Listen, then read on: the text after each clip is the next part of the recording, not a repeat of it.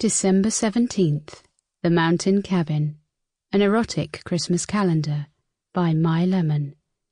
Translated by Emma Erickson.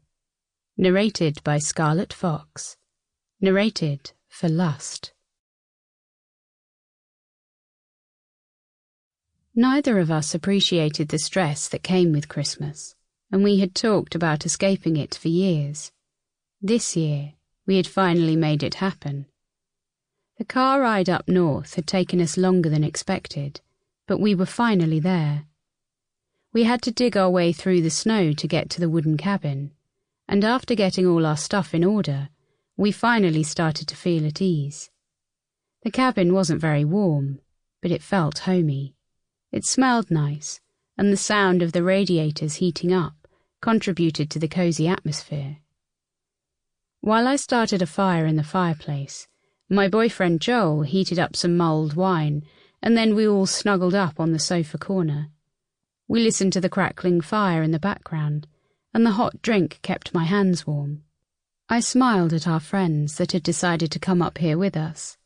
We were snuggling under a blanket, and I noticed how Andrew stroked Hannah's arm gently. The touch was meant to do so much more than just keep her warm. I felt slightly jealous and moved closer to Joel. I snuggled up against him, and he wrapped his arms around me. Then he put a blanket over us. I leaned my back against his chest and rested my head on him. The sound of his heartbeat made me feel calm. I inhaled his scent, the scent of safety, and then I closed my eyes and let my thoughts wander. When he realized that I was about to fall asleep, he took the glass of mulled wine from my hand, which woke me up. What were we talking about? They all laughed at me. We were talking about how I'm really not looking forward to getting undressed and jumping into that cold bed, said Hannah. We'll try to stay warm somehow, said Andrew. He was clearly insinuating something sex-related, and Hannah looked at me with eyes full of anticipation. At the same time, she looked a bit embarrassed, and we giggled to make it all less dramatic. But it wouldn't surprise me if we ended up hearing moaning and creaking from their bedroom later.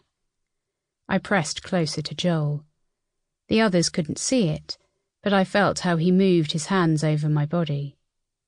One of his hands wandered around my waist and in under my shirt. I clenched my jaw and swallowed a gasp when I felt his cool hand against my naked skin.